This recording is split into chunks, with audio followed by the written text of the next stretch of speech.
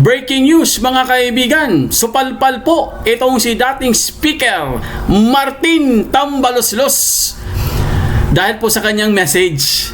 Ito na bang kasing si Tambaloslos, nagpa-message pa kasi, no? Holy Week Holy Week message. Kaya po sinupalpal siya mga kaibigan ni Mayor Magalong ng Baguio City. Sa wakas, nagsalita na po at nagbigay po siya ng kanyang reaction at komento po itong si Mayor Magalong. Ito kasi ang sinabi ni dating Speaker Martin Romualdez. We must unite and heal as a nation. Dapat tayong magkaisa at maghilom bilang isang bansa. Nako, napakaganda. Napakadaling sabihin mga kaibigan. 'Di ba? We must unite and heal as a nation. Kung sa Tagalog pa, dapat tayo magkaisa at maghilom daw, no? Bilang isang bansa. Madaling sabihin 'yan. Pero mahirap pong gawin 'yan mga kaibigan. Dahil ang sinabi po dito ni Mayor Magalong, kung babasahin po natin, no? Ito i-share ko sa inyo. Ito po ang resback ni Mayor Magalong kay Tambaloslos. Sabi niya, unbelievable, nakakadismaya. Naisip po ba ninyo, Congressman Romualdez, na kaya tayo naghihirap ngayon ay dahil sa mga pinagagawa ninyo? Naisip ba ninyo ang pagkakaisa noong nagpapakasarap kayo? Hindi ignorante ang mga Pilipino. Boom! Sa poll. Ayan. Kasi puro kayo mga balat kayo. Tama po si Mayor Magalong. 'Di ba? Napakaganda po ng kanyang resback dito kay dating Speaker. Itong si Tambaloslos. Kasi mga kaibigan, sabi ko nga sa inyo, madali lang gawin yung or madali lang sabihin yung tayo ay mag-unite at maghilom. Madali lang gawin yun eh. I mean, madali lang siyang sabihin pero mahirap gawin po yun. Hindi po pwedeng mag-unite o hindi po tayo pwedeng maghilom kung walang hustisya eh. Napakaganda po ang message ni Mayor Magalong, napakaklaro. Naisip ba ninyo ang pagkakaisa nung nagpapakasarap kayo? 'Di ba? Wala pang hustisya hanggang ngayon eh. Na hindi pa nga natin nakuha or hindi pa nabigyan ng resolution ang totoong nangyari po mga kaibigan sa flood control scandal. Pati po yung mga mali-malitang pera na ipinakalat po ng mga ex-marines or mga ex-sundalos natin. Ang mga 18 mga ex-sundalos. Di ba? Tapos sasabihin niya, tayo maghilom. Paghilom diya, oy. Di ba? Naisip niyo ba? Ha? Tambaloslos na kaya tayo naghirap ngayon ay dahil sa mga pinagagawa ninyo. Di ba? Ayan, sapul ka, supalpal ka dito kay Mayor Magalong. Kumbaga mga kaibigan, kung iisipin po natin guys, lahat ng kanilang pinagagawa po, babalikan natin ang 19th Congress. Isa sa mga pinaka-corrupt na budget sa kasaysayan po ng Philippine politics. Na hanggang ngayon wala pa rin pong nananagot. Walang nakukulong. Walang big fish na nahuli or nakulong. Na hindi nga natuloy yung hearing eh. Pati nga yung mga investigation na hinto na. 'Di ba? Ewan ko lang po mga kaibigan kung totoo ba talagang ibabalik nila ang Blue Ribbon Committee. Hindi ko lang talaga alam kung sabi nga daw nila ngayong April daw. Tignan po natin kung matutuloy po yun mga kaibigan kasi ang dami pong magaganap ngayong April, no? Andyan po yung decision po sa ating dating Pangulong Duterte sa kanyang jurisdiction sa ICC. Inaantay din po natin mga kaibigan ang confirmation of charges na result.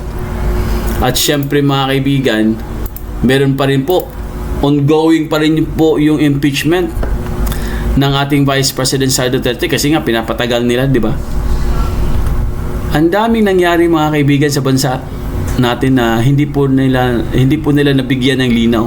Wala po silang paliwanag. Hindi nga nila naipaliwanag sa atin patungkol doon sa mga mali-malitang pera. Tapos sasabihin nila, we must unite and heal as a nation. Ang kapal na mukha, no? Madali lang sabihin pero hindi po magagawa yan mga kaibigan kasi pagkatapos lahat na nagpakasasakay sa kaban ng bayan, sasabihin nyo magkaisa tayo at maghilom. Di ba? Mahirap pong isipin yan mga kaibigan. Pero kasi ang sabi dito guys, hindi ignorante ang mga Pilipino. Although itong nangyari po mga kaibigan, nagbigay na rin po ng reaction dito si Attorney Harry Roque patungkol po dito sa Holy Week message ni dating Speaker Martin Romualdez. Ito po, silipin po natin mga kaibigan, no? Ayan po. Meron pong reaction dyan. Ang reaction po ni Attorney Harry Roque mga kaibigan, kung babasahin natin, sabi niya, hindi man lang nangilabot, God have mercy on us. Kasi yun nga, sinabi kasi niya, we must unite and heal as a nation. Dapat tayo magkaisa at maghilom bilang isang bansa. Kaya sabi po ni Attorney Harry Roque, hindi man lang nangilabot, God have mercy on us. Ito po ang eksaktong message, no? Basahin na po natin, no? Ito ang reaction ni dating presidential spokesperson Attorney Harry Roque sa panawagan ni dating House Speaker at later Representative Martin Romualdez para sa pagkakaisa at paghilom ngayong Semana Santa. Sa kanyang mensahe, binigyan diin ni Romualdez ang kahalagahan ng pagkakaisa sa gitna ng mga pagsubok. We must unite and heal as a nation. Dapat tayong magkaisa at maghilom bilang isang bansa. Ang naturang pahayag ay bahagi ng kanyang Holy Week message na layong hikayatin ang mga Pilipino na magnilay, magpatawad at muling buuin ang ugnayan sa isa sa gitna ng mga hamon sa bansa. Gayunman, hindi ito pinalampas ni Attorney Harry Roque na naglabas ng diretsahang reaksyon na nagsasabing panawagan, hindi man lang nangilabot, God have mercy on us. Yan po ang resback ni Attorney Harry Roque mga kaibigan.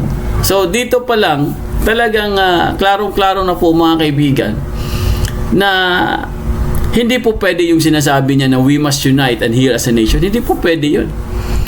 Although sa sarili ko pong opinion mga kaibigan, maganda po yung gano'n, no? Magandang idea yun na we have to unite at heal as a nation. Kung sa Tagalog pa, magkaisa tayo, no? At maghilom bilang isang bansa kasi syempre mga Pilipino lang tayo pare-pareho naman tayong mga Pinoy. Hindi naman talaga dapat tayong mag-away-away. Kung tutuusin, wala dapat kulay yan walang green, walang dilaw, walang pink, walang puti, walang pula. Dapat ganoon naman talaga, di ba? Kaso lang, dahil nga nakulayan na po mga kaibigan at mukhang hindi na talaga ito magbabago, ewan ko lang ha. Ako po talagang based po sa ating mga assessment po mga kaibigan, mukhang mahirapan na po talaga tayong maibalik sa normal itong nangyayari sa atin dahil may kanya-kanya ng mga biases, no? Pero once again, sasabihin ko no, para sa akin po mga kaibigan, napakagandang idea na we have to unite and heal as a nation. Tama yun, napakaganda. Talagang dapat ganun ang mangyayari sa atin. Pero depende po yan sa nagsasabi. Depende yan sa nagbigay ng message. Ang nagbigay ng message, isang tambalos-los na nagpakasasa sa kaban ng bayan. Nagnakaw na hindi man lang siya nakulong, hindi man lang siya naimbestigahan, hindi man lang nagkaroon ng hearing sa kanya. At ang masaklap doon, inabsuelto pa. Kaya sabi ko, depende sa nagsasalita. Di ba? Hindi pwede yun. Hindi pwede maghihila sa we must unite and heal as a nation? Utot mo, suluhin mo. Madali lang sabihin sa inyo yan kasi kayo ay nakinabang na kayo ng bilyon-bilyon. Magkano ang salin nito? Bilyon-bilyon ang salin nito eh.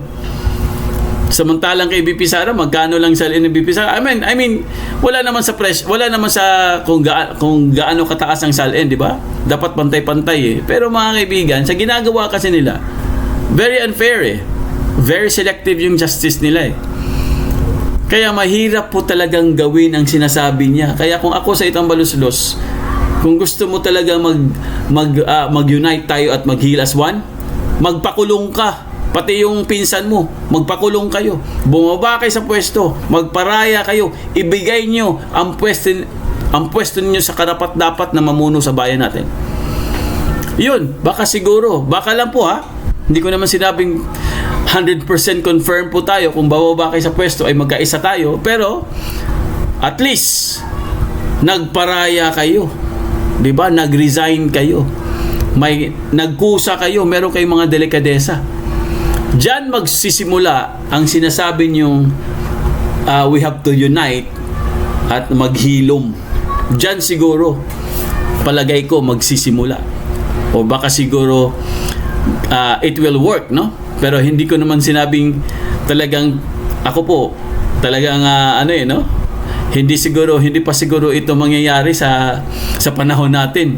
Ewan ko lang po kung kailan po ito matitigil, mga kaibigan, itong talagang hidwaan, no? Na kahit sinong umupo, mga kaibigan, wala na. Talagang babatikusin, imbis na tulungan, babatikusin. Walang mangyari sa bayan natin. Katulad po nung kay Tatay Digong. Biruin mo si Tatay Digong po guys ang ating dating Pangulong Duterte. Tinaguri ang the best president na ngayon, ang dami na niyang nagawa. Biruin nyo, siya lang po ang nakapaglinis sa Pilipinas, literally sa mga ipinagbabawal na gamot, sa mga masasamang elemento, mga kriminal. Boom! Tinanggal niya lahat yan.